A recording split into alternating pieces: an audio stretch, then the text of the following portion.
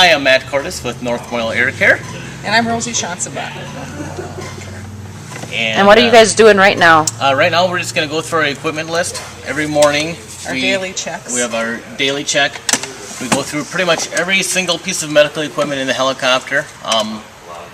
You know, patients in the helicopter are extremely critically ill or injured, so we need to have our equipment working top-notch 100% of the time. You know, that's the same reason why we have, you know, mechanics on staff all the time, because if there's any kind of problem, we need to, like, the maintenance has to be, you know, top-notch at all times. But we just kind of go through all of our equipment. We have our heart monitor, all of our medications that we go through, make sure everything is here. Occasionally, when they use a medication on a flight prior to this, every now and then it gets missed, but that's why we do it. We check it, you know, every day. And we make sure our monitor is working, make sure our ventilator is working, all of our medications and equipment is properly working. Alright, so we'll just kind of go through the monitor here. Oh, Rosie, I have the oxygen switched out now, so we should be good to go here. Got the main tank switched. What other equipment do we need to check over? We switched the batteries out. The batteries are switched, okay, alright. Wait, I've got my... Heart monitor in good shape here? Yep, you're doing just good. Alright. Okay. Check through a few more things in the back here.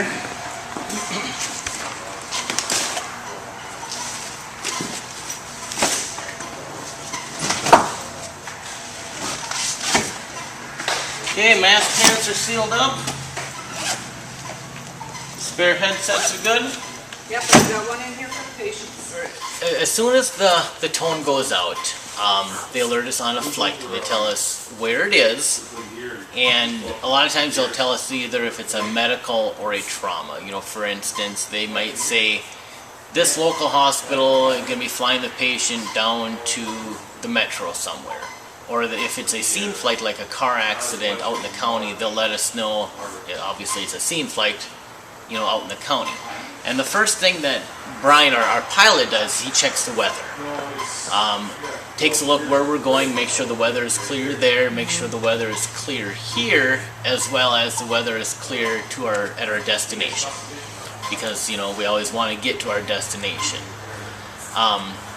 Next thing, we just grab any equipment that we need to, and we get the helicopter pulled out of the hangar. And as we're getting as the pilot's getting the helicopter fired up, then Rosie and I start discussing if decide what equipment we might need and what we need to do next.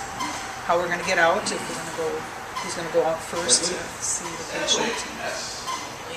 If it's like a bad car accident and the fire department has to do extrication, we'll both go out and they'll shut the helicopter down. They like to leave it running because then we can get out of there faster. However, on the scene of a highway, the helicopter running is a huge risk, a huge danger, because you have the blades turning. So it's a lot safer if it is shut down. If we're going to be there longer than, 10-15 minutes? Yeah. Then we'll shut the helicopter down just for the safety factor. What is more common for you guys to transport from one hospital to the next, or going to a trauma like the scene of an accident? Or? Usually going from one hospital to an accident is the most common. There isn't a routine call at all. No, there isn't. Every call is a little bit different. I guess you get more of a, I wouldn't say adrenaline, but more of a tightness when you find out you're dealing with a pediatric patient. Yes, those are the harder ones. And you know, kids don't get hurt. Kids don't get sick. You know, they're not supposed to. Yeah, they're not supposed to. You get focused. I think you see what needs to be done, and you just sort of focus on that. And then I think that adrenaline comes maybe later after you're done. Absolutely. Then you sort of sit there and go, and you talk about it, you know. And we have a debrief that we do. So we sit down and talk about things that went on. So I think it's afterwards that you see that. But you know, North Memorial does a great job of training. We're always training on something. And that's one thing, you know, the continuing education that North Memorial offers. You know, we do a lot of training and run into so many different scenarios. And especially in the beginning when we first started. Sure.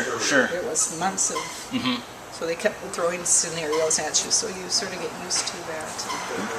Like I said, there may be some thunderstorms moving in this afternoon. So in case there's a flight while there's a thunderstorm, we may not be able to take it. Occasionally, you know, if there's a thunderstorm in the Brainerd area and we have to be going north, then we'll send another helicopter, like our Bemidji helicopter may be able to get to the scene or to the hospital or whatever because the storm is in the way. And we have, you know, 5 bases.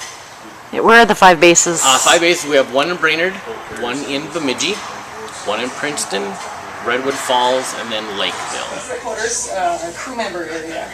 And we have a sort of like home. We've got our own little living room over here and a kitchen and our computer desk area. Everybody sort of takes turns with meals. Somebody brings a lunch, somebody brings a dinner. And we just sort of hang out here and wait for someone to call us. Okay, and you guys, the shifts is from 7 a.m. to 7 p.m.? 7 a.m. to 7 a.m. Yes. It's a 24-hour shift. Yeah.